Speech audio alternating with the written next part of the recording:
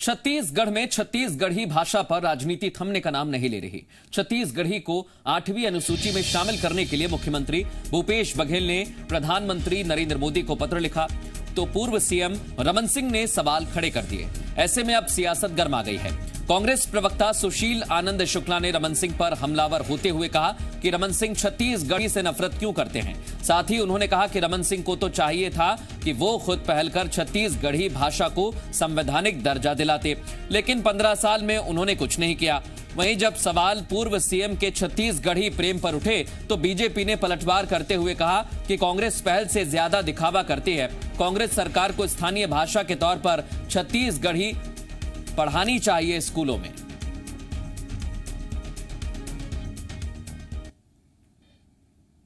हमारा रमन सिंह जी से सीधा सवाल यह है कि आपको छत्तीसगढ़ की भाषा संस्कृति से इतनी नफरत क्यों है।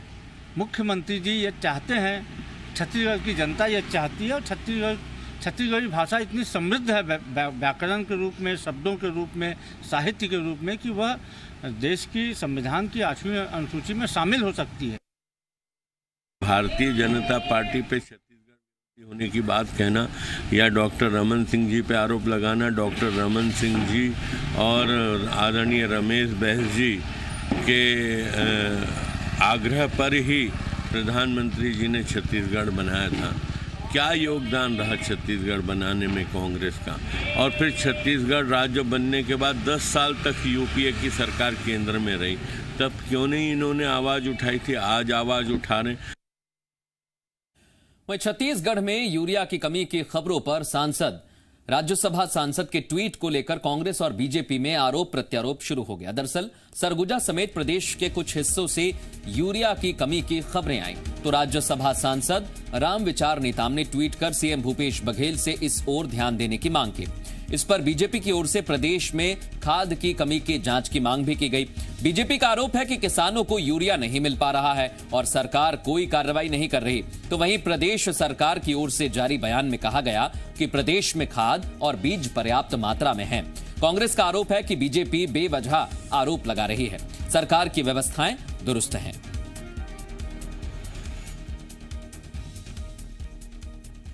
क्यों यूरिया का संकट किसानों के सामने, और उस वक्त जब खेती किसानी का समय चल रहा है, ऐसे समय में यूरिया का संकट पैदा किया जा रहा है और सरकार आंख मूंझ के बैठी। छत्तीसगढ़ में किसान भाइयों को विचलित होने की आवश्यकता नहीं है, चिंता करने की आवश्यकता नहीं है। सरकार के पास उर्वरक के, यूरिया के पर्याप्त स्टॉक हैं, सभी किसानों को मिलेगा। छत्तीसगढ़ में कोरोना के रिकॉर्ड तोड़ मामले सामने आने के बाद रायपुर में प्रभारी मंत्री रविंद्र चौबे ने आपात बैठक बुलाई। उच्च स्तरीय बैठक में रविंद्र चौबे के साथ सभी विभागों के अधिकारियों को बुलाया गया। इसके साथ ही सभी जनप्रतिनिधि भी मौजूद रहे। इमरजेंसी मीटिंग में कोरोना की रोकथाम को लेकर चर्चा हुई। बैठक में फैसला लिया गया कि लॉकडाउन नहीं बढ़ाया जाएगा। साथ ही लॉकडाउन में रियायतें देने और सोशल डिस्टेंसिंग का सही तरीके से पालन कराने को लेकर बैठक में चर्चा की गई है।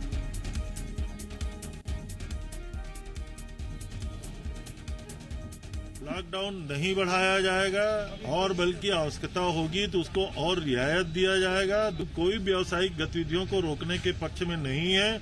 हम कोरोना से निपटने के लिए जिस तरीके से हॉस्पिटल की, जिस तरीके से टेस्ट की, जिस तरीके से बेड की और जिस तरीके से उनको ट्रीटमेंट की व्यवस्था, जिस तरीके से उनके लिए मैन पावर की व्यवस्था, इसको हम कैसे विस्तारित करेंगे, इस बाबत हम लोगों ने चर्चा की। छत्तीसगढ़ विधानसभा के मानसून सत्र की तैयारियां पूरी हो चुकी हैं। 25 से 28 अगस्त तक चलने वाले 4 दिनों के सत्र में कोरोना को लेकर खास तौर पर एहतियात बरते जा रहे हैं। सत्र में विधानसभा परिसर में केवल विधायकों की एंट्री होगी। कोरोना जांच के बाद ही सबको एंट्री दी जाएगी। सत्र के दौरान तैनात पुलिसकर्मी 5 दिन विधानसभा के परिसर में ही रहेंगे और विधायकों को चाय की जगह इम्यूनिटी बूस्टर काढ़ा दिया जाएगा। साथ ही ऑक्सीजन, शुगर, बीपी नापने की मशीन भी विधायकों को दी जाएगी। सत्र में विधायकों के बीच सोशल डिस्टेंसिंग बनाए रखने के लिए बैठक व्यवस्था की गई है। 3 विधायकों के चेयर पर केवल अब 2 विधायक ही बैठ पाएंगे।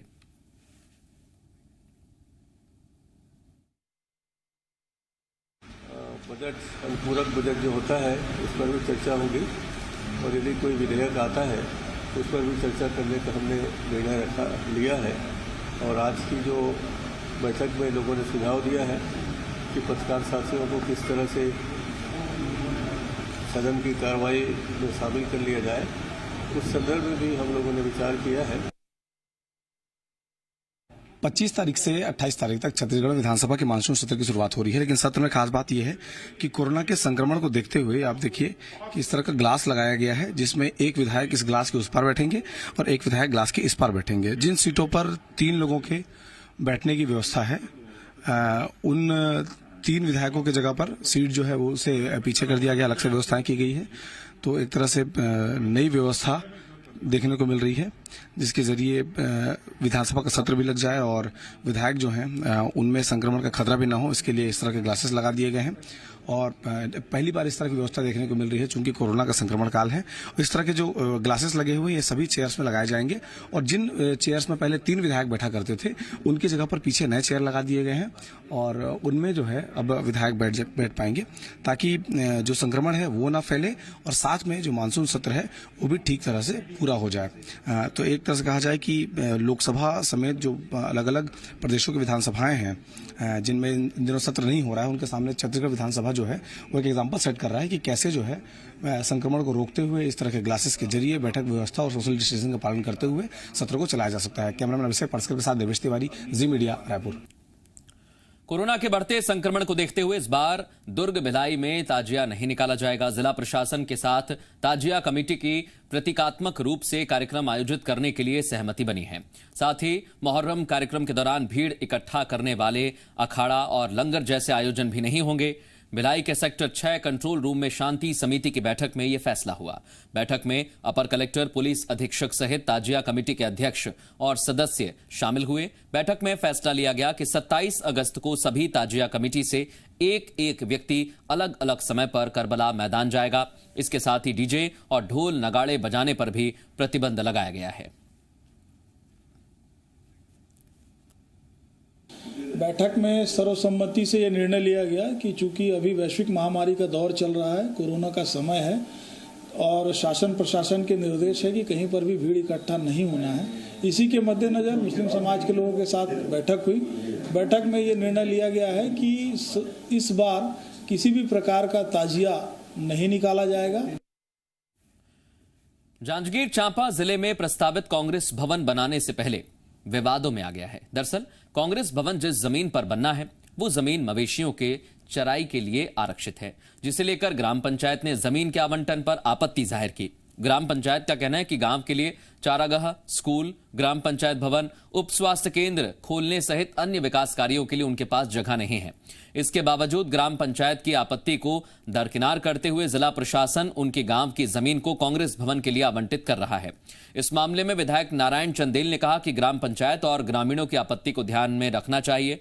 तो प्रदेश कांग्रेस सचिव रवि पांडे ने कहा कि सभी विवादों का हल निकाल लिया जाएगा।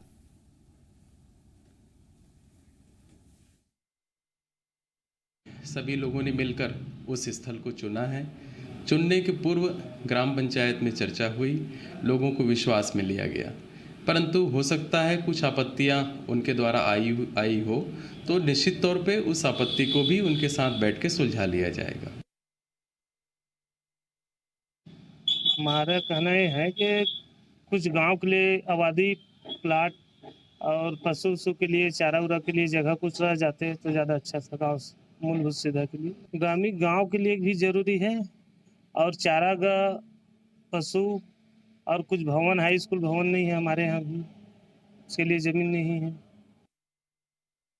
ग्राम कोलीपोटा में खसरा नंबर 1349/1 का अलॉटमेंट किया गया है। अलॉटमेंट का प्रोसेस कंप्लीट हो चुका है। जो प्रक्रिया शुरू हुई थी उसी समय तहसीलदार जांजगीर द्वारा आपत्ति की सुनवाई करके उसको खारिज कर दिया गया था। उसके पश्चात पूरी प्रक्रिया पूर्ण करके भूमि का आवंटन किया गया। प्रशासन को इसमें संज्ञान में लेकर के और भी जो कोई उपयुक्त स्थान हो, सारी नियम प्रक्रिया को पालन करते हुए भवन का निर्माण वो करें। भवन में हमको कोई आपत्ति नहीं है, लेकिन भवन जो है वो नियमों के तहत बनना चाहिए। नियम और प्रक्रिया का पूरी तरीके से अक्षरशः पालन होना चाहिए। जशपुर में भीड़ की आड़ में मानवता को शर्मसार करने वाला मामला सामने आया। कुनकुरी थाना इलाके के फरसकानी गांव में एक घर में मौजूद प्रेमी जोड़े के साथ पहले तो गांव के युवकों ने मारपीट की और फिर उनका वीडियो बनाकर वायरल कर दिया। इस दौरान युवती से बदसलूकी की गई। बताया जा रहा है कि गांव के एक मकान से लोगों ने दोनों, एक युवक और एक युवती को बाहर निकाला और मारपीट की। इस दौरान युवती के मुंह का नकाब भी हटाने की कोशिश की गई। हालांकि मौके से दूसरा युवक फरार हो गया। वहीं युवती की शिकायत पर 2 युवकों के खिलाफ मामला दर्ज किया गया है और वायरल वीडियो के आधार पर युवकों की पहचान की जा रही है।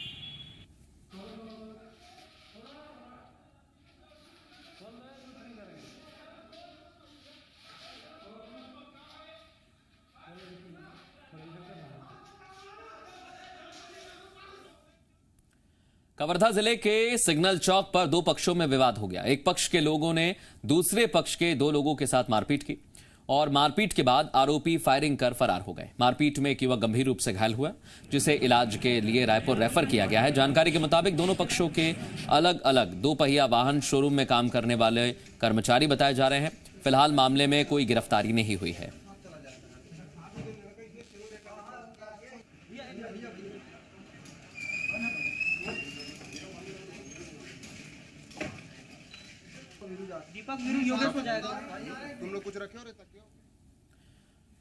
कोरिया में मनेंद्रगढ़ नगर पालिका उपाध्यक्ष दफ्तर में आज बड़ा हादसा टल गया। दरअसल नगर पालिका उपाध्यक्ष कृष्ण मुरारी तिवारी के दफ्तर की फॉल्स सीलिंग गिर गई। इस दौरान बताया जा रहा है कि यह हादसा दफ्तर खुलने से पहले हुआ, जिसकी जानकारी दफ्तर खुलने के बाद कर्मचारियों ने सीएमओ को दी। फिलहाल अधिकारी निर्माण कार्य की जांच कराने की बात कह रहे हैं।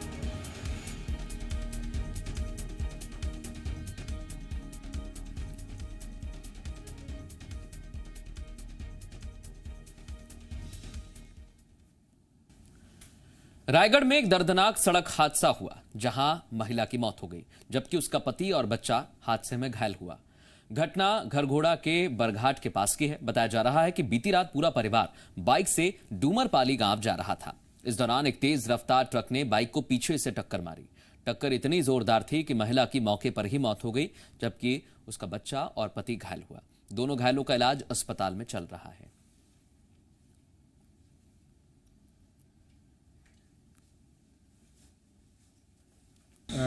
एक मोटरसाइकिल में एक परिवार जो जा रहा था, जो घरघोड़ा से अपने कुड़ुम किला धर्मजयगढ़ की ओर जा रहा था, उधर से यूपी दिशा में आ रही अज्ञात टेलर वाहन चालक के द्वारा पीछे से मोटरसाइकिल को ठोकर मारने से उसमें बैठे एक महिला की वही मौके पर घटनास्थल में मौत हो गई। छत्तीसगढ़ में 7 अप्रैल से शुरू हुए ऑनलाइन पोर्टल पढ़ाई तुहर दुआर में रायगढ़ जिला बल आया। दरअसल कोरोना संकट के दौरान बच्चों की पढ़ाई एक बड़ी चुनौती है, जिसे ध्यान में रखते हुए 7 अप्रैल को मुख्यमंत्री भूपेश बघेल ने पढ़ाई तुहार दुआर ऑनलाइन पोर्टल शुभारंभ किया था। रायगढ़ जिले में संचालित ऑनलाइन शिक्षा के तहत 7 अप्रैल से 18 अगस्त तक की रिपोर्ट के मुताबिक रायगढ़ जिला वर्तमान में प्रदेश में टॉप पर रहा है।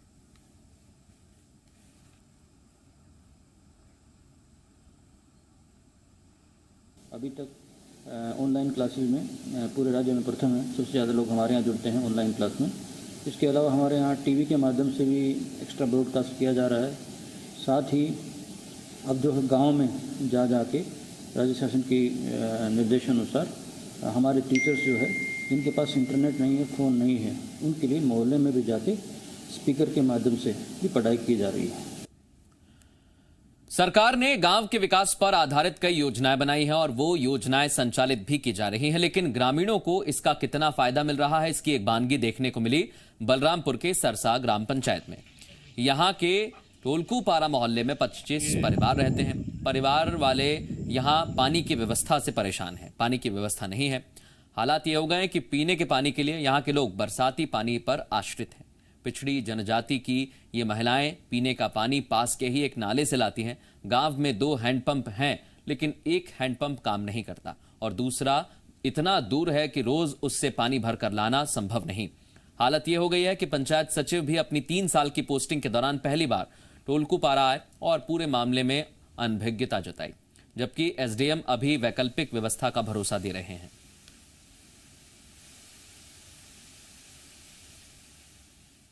दादी सब खत्म हो गया, लेकिन अब तक भाई वही पी रहे हैं, वहीं से नदी से। तो वही का करता है, वही दियो पराकर मिल करके वही ने गुजर चलाते हैं। हम लोग का बहुत समस्या है, बच्चे लोग सब पकड़ के जाते हैं, फिर कैसे कैसे लाते हैं वो सब कोई नहीं, हाँ कोई भी अधिकारी आते हैं कोई नहीं सुनते हैं हम लोग का बात। पानी का समस्या तो है सर, ये नाले कुआं से पी रहे हैं। अभी जस्ट इसका मेरा एसडीओ पीएचई से बात हुआ है, उन्होंने कहा है कि जैसे ही गाड़ी इधर आता है तो हम हैंडपम्प वहाँ पे खुदवा देंगे। साथ ही आपने जैसे बताया था कि यहाँ पे एक रिपेयर के लिए एक हैंडपम्प है, तो उसको भी रिपेयर कराने के लिए मेरा बात हो गया उनसे। छत्तीसगढ़ में अगले 48 घंटे में भारी बारिश की आशंका जताई गई है। मौसम विभाग ने प्रदेश में ऑरेंज अलर्ट जारी किया है। अगले 2 दिन में प्रदेश में हल्की से मध्यम बारिश हो सकती है। साथ ही कुछ इलाकों में भारी बारिश की चेतावनी भी जारी की गई है।